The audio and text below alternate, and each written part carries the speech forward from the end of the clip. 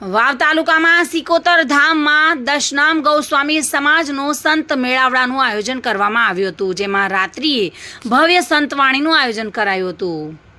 આ સંતવાણીમાં ગુજરાતના નામી કલાકાર એવા જિગ્નેશ કવિરાજ તેમજ અન્ય કલાકારો પણ જોડાયા હતા અને ડાયરાની મોજ કરાવી હતી।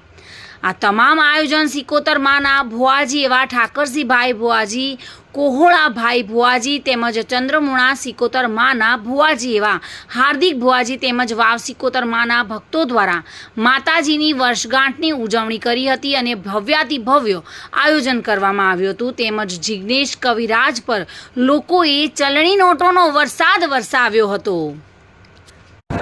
આપણે સિકોતર માની પ્રથમ તિથિ હતી। આપણે સારા હિતેવાએ માતાજીની દયાથી 1001 બાપજી તમારી પરીક્ષા છે માતાજી પૂરું પાડ્યું।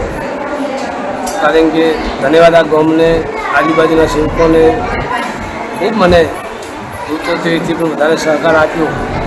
માતાજીના આશીર્વાદથી, ગામના આશીર્વાદથી, બધા સેવકોના આશીર્વાદથી પણ આ કાર્યક્રમ બહુ સારો છે, બહુ શુભ મળી।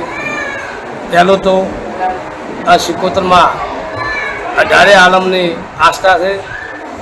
જેની આસ્થા હોય અને માતાજીને ફોર્મ ભરાવે તો માતાજી મનોકામના પૂરી કરે છે।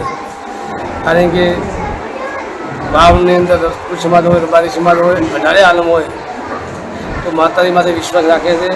મારી નાની ઉંમરની અંદર મને પણ ખૂબ માતાજી અને આ ગામે અને આજુબાજુના સેવકોએ કારણ કે ખૂબ મોટો કર્યો છે, એવું માતાજીની જવાબદારી છે કે ભાઈ હવે મને હાથ ચડજે અને બધાની મનોકામના પણ પૂરી કરજે। મહેન્દ્ર ઓઝા સાથે bureau report, today Gujarati news.